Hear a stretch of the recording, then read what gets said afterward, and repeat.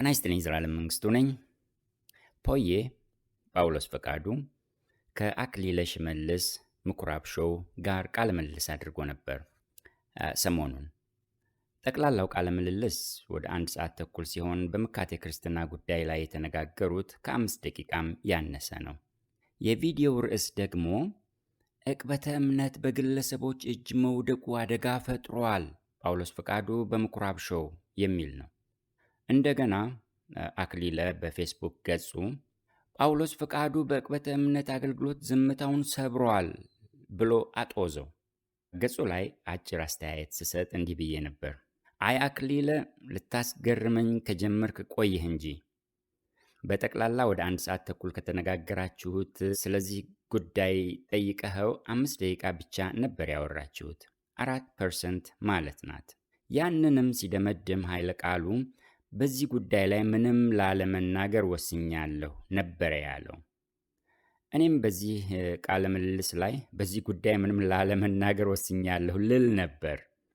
ስትደጋግመውና በርዕስ ልታጦዘው ስትሞክር መናገር አስፈልጎኛል ብዬ እርሱ ዝምታውን አለመስበሩንና ላለመናገር መወሰንን መናገር ዝምታን መስበር ከመሰለው አክሊለ መሳሳቱን፣ ግን ዕቅበተ እምነት የሚለውን ቃል መጠቀሙ ጉዳዩ ትልቅ ጉዳይ ስለሆነ እንደ ርዕስ መጠቀሙም በቢዝነስ አካሄድ ጠቃሚ መሆኑንና በግብዝነት አካሄድ ግን ትዝብት ላይ እንደሚጥለው ጻፍኩለት። እዚያ ላይ እንዲህም ብዬ ነበር። ፖዬ ጳውሎስ የተቀመመ የክርስትና መካች እንደነበረ ማንም ማለት እስክችል ያውቀዋል። ከቅርብ ዓመታት ወዲህ ግን ከመስኩ ፈቅዶ ርቋል። ሌሎች ጉዳዮች እንደሚያባትሉት ግልጽ ነው። በእነዚህ አገልግሎቶች ተጠምዶ ቢጠፋ ማንም አይፈርድበትም። ሁላችንም በሙሉ ጊዜም በከፊል ጊዜም አገልግለን እናውቃለንና ያለውን የጊዜ ጫና እናውቃለን። የሙሉ ጊዜ አገልጋይ ስትሆን ደግሞ አፍህ ላይ ሳትወድ የሚገባ ዝማም አለ።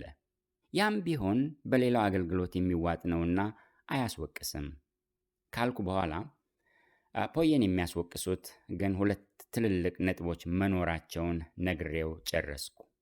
እነዚህ 2ቱን ነጥቦች እዚህ አነሳለሁ። ከዚያ በፊት ግን የ5 ደቂቃ ቃለ ምልልሱን ከጠቅላላው ቃለ ምልልስ የ5 ደቂቃዋን ብቻ ወስጄ እንመልከት፣ እንስማ። የዕቅበተ እምነቱን ሁኔታ እየሄደበት ያለውን መንገድ አደጋውን እንዴት ታየዋለህ? በደንብ ይታያል ወይ? እያጠፋ ነው? በተለይ ማህበራዊ ሚዲያ ላይ ያለው እየገነባ ነው? ለቦዲ ኦፍ ክራይስት የራሱን ኮንትሪቢሽን እያደረገ ነው ወይስ እያጠፋ ነው? ወይ የማያምኑ አዲስ ሰዎች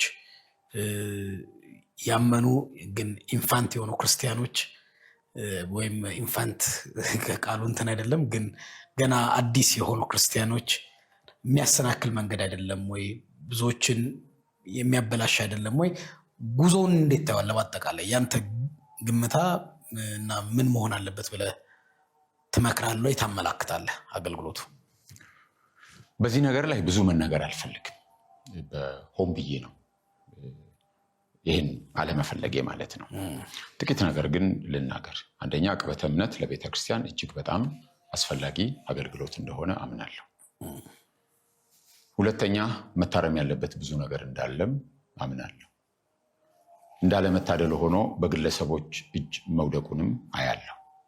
ቤተክርስቲያን ልታቅፈው የሚገባ ለወንጌል እውነት ለቤተክርስቲያን እጅግ ጠቃሚና አስፈላጊ መሳሪያ ነው።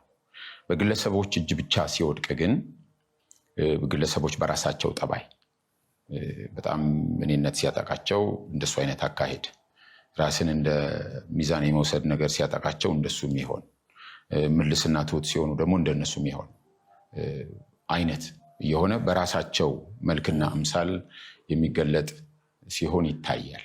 ስለዚህ በቤተክርስቲያን ቢታቀፍ በጣም መልካም ነው ብዬ አስባለሁ። ለቤተክርስቲያን አስፈላጊ አገልግሎት ነው። ስህተትን ከመግለጥ ባለፈ እውነትንም በማስተማርና በማሳየት ላይ ትኩረት ቢያደርግ መልካም ነው እና በቤተክርስቲያን ቢታቀፍ መልካም ነው ብዬ አስባለሁ። ብዙ ላለመናገር ወስኛለሁ። ደጋግሜ ስለተናገርኩ ቅድምም እንዳልከው ትንሽ የዝምታ ጊዜ እንደሚያስፈልገኝ በዚህ ርዕሰ ጉዳይ ላይ ሳስብ ቆይቻለሁ በአንድም በሌላም ምክንያት።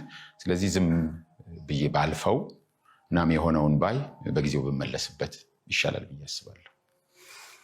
ምናልባት አገልግሎቱ አስፈርቶ ነው፣ ብዙዎች ይተቻሉ። አስፈርቶ ነው ሴንስ የዕቅበተ እምነት አገልግሎት እኔን የሚተቹኝ ናቶ አንድ ለምን የአገልግሎቱ ወይም ማህበራዊ ሚዲያ ላይ ያለ አገልግሎች ታይፕ ምንድን ነው? ጥርስና እኔ ከዚህ በፊት የገለጽኩት ነው። ዓይንና ጆሮ ብዙ የለውም፣ ጥርስና ጥፍር ነው ያለው የሚቧጨር በጣም ብዬ ኤክስፕረስ አድርጌያለሁ ማህበራዊ ሚዲያ ላይ የዕቅበተ እምነት አገልግሎት እና ምናልባት አንዳንዴ እኔ በሚዲያ አሰራሪ ክፍተት ይኖርብኛል፣ ግን መስራት እየፈለኩኝ ፈርቼ የሆኑ ሰዎች ፈርቼ ማቆማቸው ስራዎች ደግሞ አሉ። አደሴም ታይም ትችት ፈርቼ ማለት ነው። ትችት ብዙ ከሚያስፈራቸው እና አቋም ከሚያስቀይራቸው ሰዎች መካከል ራሴን ከትቼ አላይ ትችት ተቀባይም ሆኜ በጣም ከወጣትነት ዘመኔ ጀምሮ አይቻለው፣ ተቀባይም ሰጭም ሆኜ ማለት ነው። እና ሰዎች ምን ሊረዱ ይችላሉ፣ ምን አጸፋ ሊሰጡ ይችላሉ የሚለውን ማሰቢያ አይቀርም። ግን አቋሜን እንዳልገልጥ እና እንዳመቻመች የሚያደርገኝ ሰው አይነት አይደለሁም። በእግዚአብሔር ቤት ያለኝ ተመክሮም ምናልባት ግንባሩ እንደ ቡላ ድንጋይ ጠነከረ የሚለው መጽሐፍ ቅዱስ እንደሱ አይነት ተመክሮ ያለኝ ነው የሚመስለኝ እና ያንን በመፍራት ምናምን እንደሱ አይደለሁም። እግዚአብሔር ጸጋ በብዙ እየደገፈ በብዙ ፈታኝ ሁኔታዎች ውስጥ እንዳልፍ የረዳኝ ሰው ነኝ። ቅድምም በተናገርኳቸው ንግግሮች አንዳንዱ ምን ሊያስከትሉ እንደሚችሉ በአንዳንድ ጥያቄዎች ላይ አውቃለሁ። ግን እውነቱን በጥበብ እና በጥንቃቄ መግለጥ እችላለሁ በእግዚአብሔር ጸጋ። ስለዚህ ትችቶች አያስፈሩኝም። ግን አንዳንድ ጊዜ አሁን በቤተክርስቲያን ላይ ብዙ ዘመን ብዙ ተናግሬያለሁ። ከዛ ዝም ብሎ ደግሞ ማየትም የሚያስፈልግበት ጊዜ አለ እና ዕቅበተ እምነት ላይ በአንድም በሌላም ጊዜ በአንድም በሌላም መንገድ ሀሳቤን ገልጫለሁ። የሚሆነውን ደግሞ በስጋት እና አንዳንዴም በናፍቆት መጠበቁን ለጊዜው መርጫለሁ። እግዚአብሔር የሚያደርገውን አያለሁ እና ለብዙዎች እየተገለጠ ስለሆነ እንዲሆነ ማለት ብዙም አሁን የሚያስፈልግበት ጊዜ አይመስለኝም። ፎር ዋይል ይህን አካሄድ እመርጣለሁ። ፖዬን የሚያስወቅሱት ሁለት ትልልቅ ነጥቦች ናቸው ብያለሁ። አንዱ ከዝምታው ዝማም ባሻገር አቃቢዎችን ማን ያቅብ በማለት በምካቴ ክርስትና ላይ የሚለፉ ሰዎችን ማሸማቀቁ ነው። ይህኛው ከቃለ ምልልሱም ባሻገርና ያለፈ ጉዳይ ነው።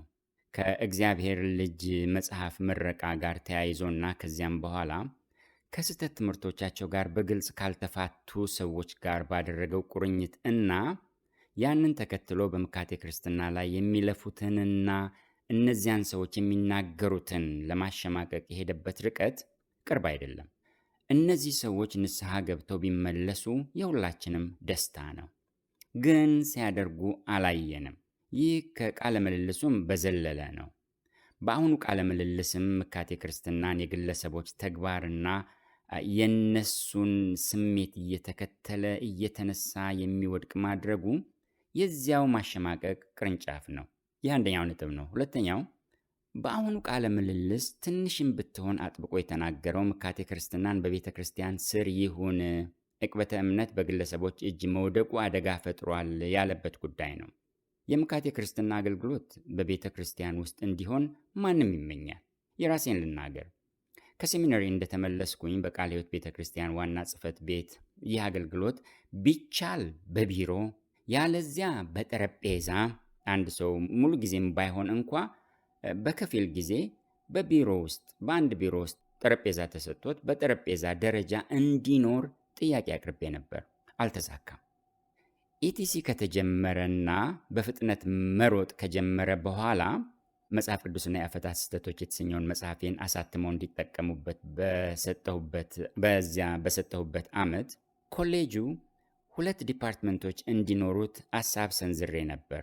አንዱ ይህኛው የምካቴ ክርስትና ዲፓርትመንት ነው። ኮርሶች ይሰጡ እንጂ ያም ሆኖ አላየሁም። ቢሆን ደስተኛ ነበርኩ። ከሌሎች አገሮች እና ከታሪክም እንዳየሁት በቃሉም እንዳነበብኩት ምካቴ ክርስትና የአማኞች ሁሉ ሥራ እንጂ የተቋማዊት ቤተ ክርስቲያን ሆኖ አላየሁትም።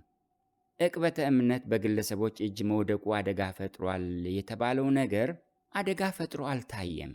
በተለይም እንደ አሁኑ የአገራችን ወንጌላዊ ክርስትና በተጠለፈበት ጊዜ ግለሰቦች በዝተው ሊሰሩና ሊተጉ መበረታታት ሲኖርባቸው በቃለ ምልልሱ እንደ አደጋ ሊታይ መሞከሩ እጅጉን አሳዛኝ ነገር ነው። በጣም አዝናለሁ። በምኖርበት ሀገር የምካቴ ክርስትና አገልጋዮች አሉ፣ በየዘርፉ አሉ። ሁሉም ግለሰቦች ናቸው። አንዳንዶቹ ጥቂት ሆነው ራሳቸውን እንዲደግፉና እንዲበረታቱ ማህበር መስርተው ይውተረተራሉ።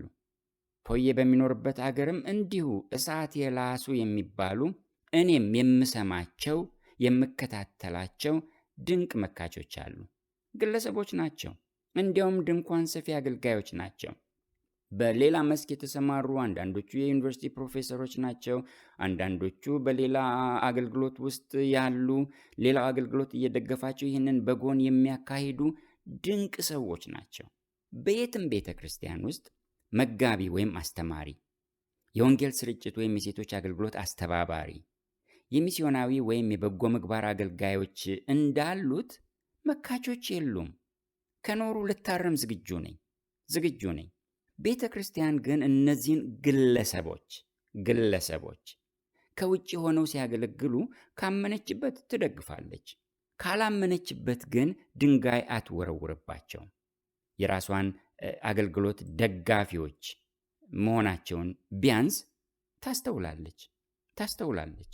ጉዳዩ ራሷንም የሚነካ ስለሚሆን አንዳንድ ጊዜ ወይም ስለሆነ ራሷ ውስጥ ያሉ ስህተቶችና ጉድፎችም የሚነገሩበት ስለሆነ ከማቀፍ ይልቅ ግን በውጭ ሆነው ብትደግፈው ሳትመርጥ የማትቀረው ለዚህም ይሆናል። በጥቅሉ ግን በቤተ ክርስቲያን ቢታቀፍ መልካም ቢሆንም ሆኖ አያውቅም። አሁን ፖዬ በቤተ ክርስቲያን ይታቀፍ የሚለው ይህ ድንገተኛ ሐሳብ ያውም በኢትዮጵያ አውድ እና በቆንስላው አዝማሚያ ተግባራዊ ሊሆን ማሰቡ በራሱ ብጽዕና ነው። ማሰቡ ይሄ ነገር እኮ በቤተ ክርስቲያን ውስጥ ቢሆን እንዴት ፍሬያማ ይሆናል ብሎ ማሰቡ ብጽዕና ነው። በአሁኑ የኢትዮጵያ ሁኔታ፣ በአሁኑ ቆንስላው ቤተ ክርስቲያንን ጠምዝዞ ቆልምሞ እየወሰደ ባለበት በዚህ ጊዜ በቆንስላው ስር መሆን አለ እኮ የሥነ መለኮት ኮሚሽን የሚባል ግን እነዚህን ሐሰተኞችም አቅፏቸው በውስጡ በክንፉ ጥላ ስር አስጠልሏቸው ያለበት ሁኔታ ነው ያለው። ቤተ ክርስቲያን ይህንን አገልግሎት እንደ አገልግሎት ቢሮ ሰጥታ ብታስገለግል መልካም ነበር። አዲስ አበባ ሳለሁ ከ1 ዓመት ተኩል በፊት በአንድ 2 አጥቢያዎች በኮሚቴ ደረጃ እንደተዋቀረ ሰምቻለሁ። ኮሚቴ አለ፣ የምካቴ ክርስትና ኮሚቴ፣ የዕቅበተ እምነት ኮሚቴ የሚባል። ከአንዱ ጋር ኢትዮጵያ በነበርን ጊዜም አውርተን ነበር። ከሁለቱ ከአንዱ ጊዜ ጠበበ እንጂ እንድንገናኝም ጋብዘውኝ ነበር። ይህ ጥሩ ጅማሬ ነው፣ ግን ገና ጅማሬ ነው። ሆኖ አያውቅም። አዲስ ክስተት ነው። እንኳን እኛ ጋር ወንጌላዊ ክርስትና 100 ዓመትን ባልሞላው አገር በጎለመሱትና ታሪክ ጠገብ በሆኑት ዘንድም ይህ የለም። ሆኖም ግን ቤተ ክርስቲያን መካቾችን ማን ዝም ያሰኝልን ብላ አታውቅም። ዝም እንዲሉ ስትናገር ሰምቼ አላውቅም። እነዚህ ሰዎች እኛ ውስጥ ሆነው ቀለብ እየሰፈርንላቸው ያገልግሉ ስትልም ሰምቼ አላውቅም። ስትጋብዛቸው ያን አገልግሎትን ብቻህን መሮጥህን ትተህ ናና እኛ ስር ሆነ አገልግል፣ እኛ እንደግፍህ ስትል ሰምቼ አላውቅም። ከነገረ ሥላሴ ጋር በተያያዙ ኑፋቄዎች ዙሪያ በትጋት ሲለፋ የሚታየው ወንድማችን ተስፋዬ ሮበሌ ቤተ ክርስቲያን ነው እንዴ? ግለሰብ እኮ ነው። ግለሰብ። የሰሞኑ የደቡብ ዘመቻው እኮ አይናቸው የተከፈተ የቤተ ክርስቲያን መሪዎች ግብዣ ነው እንጂ ቤተ ክርስቲያን ደሞዝ እየሰፈረችለት እየሄደ የሚያሰለጥንበት አገልግሎት አይደለም። እንዴት ነው በግለሰቦች እጅ የወደቀው ምካቴ ክርስትና? ስህተቶች ደግሞ በቁና እየተሰፈሩ ናቸው። በአገራችን በቅርብ ወራት የግብረ ሰዶማዊነት ጉዳይ ላይ የትኛዋ ቤተ ክርስቲያን ጮኸች እንዴ? ራሷ ቤተ ክርስቲያን አይደለም እንዴ ለጠለፋ የሚመች ልብስ እየለበሰች እየተሰናዳች የነበረችው? ከውስጧ የወጡ ጥቂት ወንድሞች ናቸው እኮ ኡኡ ያሉት። እኛም ያንን ሐሳብ ያስተጋባ ነው። እንዴት ነው ምካቴ ክርስትና በግለሰቦች እጅ ወደቀ የሚባለው? ሐሰተኞች በቤተ ክርስቲያን ላይ እያደረሱት ያለው ጉዳትና ማቁሰል እንዴት ነው ዓይን ተጨፍኖ የሚታለፈው? እንዴት? በእውነቱ መካቴ ክርስትና ላይ የሚለፉ አገልጋዮች ሊበረታቱ የሚገባቸውና ቤተ ክርስቲያኖችም ሊደግፏቸው የተገቡ ሰዎች ናቸው። ይህንን ልድገመው። መካቴ ክርስትና ላይ የሚለፉ አገልጋዮች ሊበረታቱ የሚገባቸውና ቤተ ክርስቲያኖችም ሊደግፏቸው የተገቡ ሰዎች ናቸው።